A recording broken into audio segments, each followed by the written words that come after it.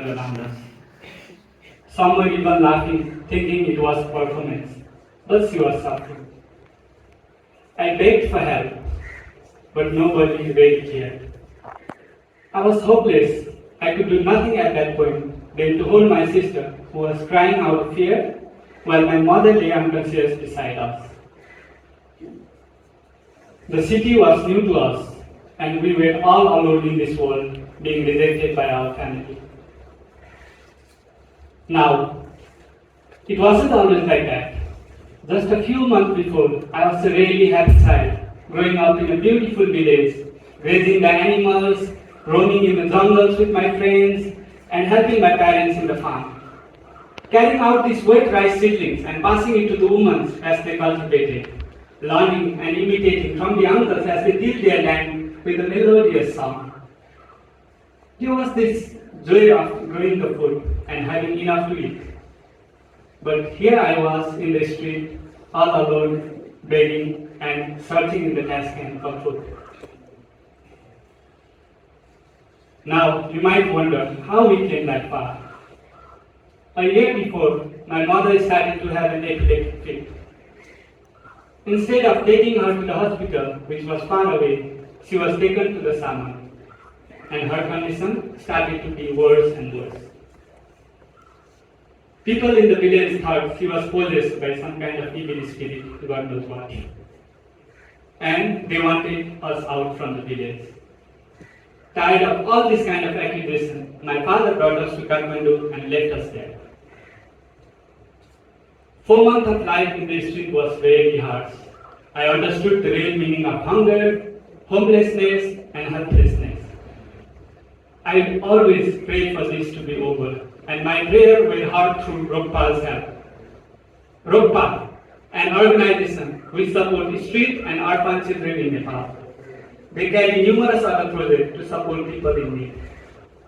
Luckily, me and my sister got the new home, and my mother got the medical care that she desperately needed, and our life started to change for better again.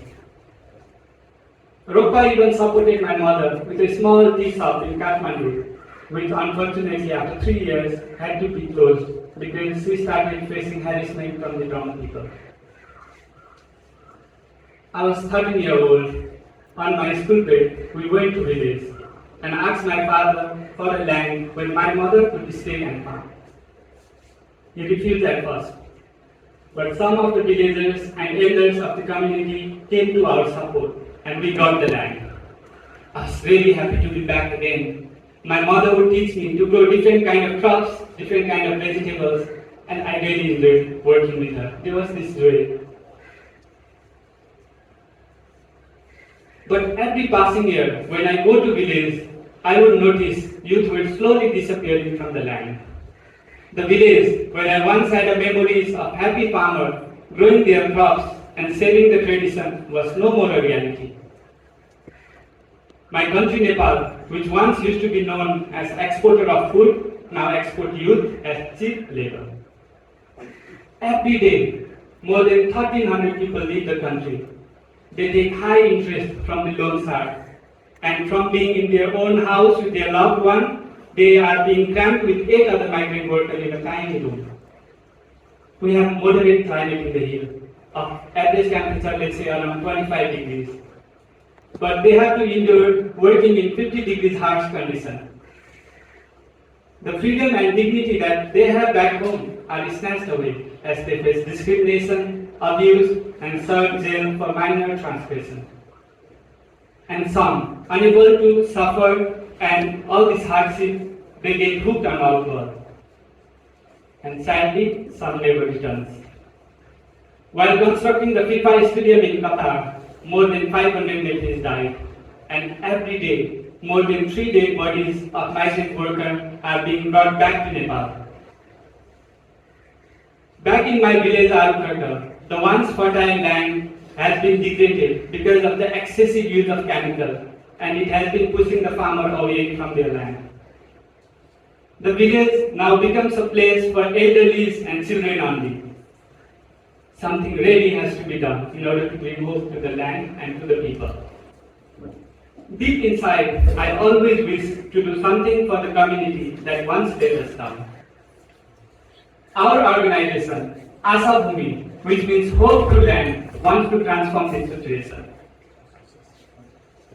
We work with youth to develop their love for home research and make them passionate in organic farming. We envision a future where all the farmers can thrive in their own ancestral land, cultivating with dignity and with pride.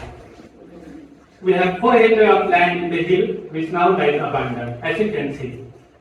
We'll transform this land into a thriving farm, which will be a model for local farmers. Here, we'll conduct our pilot project. We'll invite youth from low-earning background and people who have returned from foreign employment. We consider our participants potential seeds that can thrive with right support. So we take them through 4 phases of sprouting, seedlings, growing, and harvesting. They will start sprouting when we add to their existing knowledge of farming and introduce wider possibilities and advantages of organic farming. They become seedlings while gaining the knowledge in soil, water, and pest management. They will learn about crop diversification and rotation. They will make their own compost, and they will learn about the greenhouse to grow different kinds of crops in winter. Next is growing. They start growing when we give them all the skill and that they test all this skill in their farm. Here, they will also learn about value addition in the food so that they can increase their income as well as add to the food security. And the final is harvesting. It's the time for real action. Our participants would start working in their own farm. Together with our team, we will evaluate their soil quality, water availability, and climatic conditions, and design a suitable farm for them so that they can maximize profit. This journey will help young farmers to grow crops more organically and become passionate in farming. We'll not stop there. In the years to come, we want to revive all the simple ways of living by reviving the indigenous knowledge where nature would provide all the basic necessities. Imagine, after the harvest season, rice straws that are unused would be used to make a beautiful mat. Trays and baskets would be made from bamboos.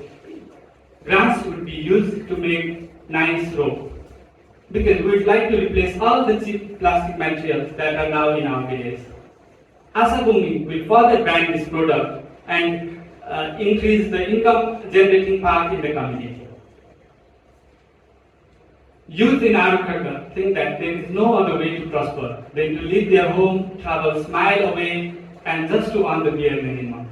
But Asa Bhumi offers an alternative to stay in their own land while cultivating, connecting with nature and families, to take charge of our own destiny while making our community more prosperous.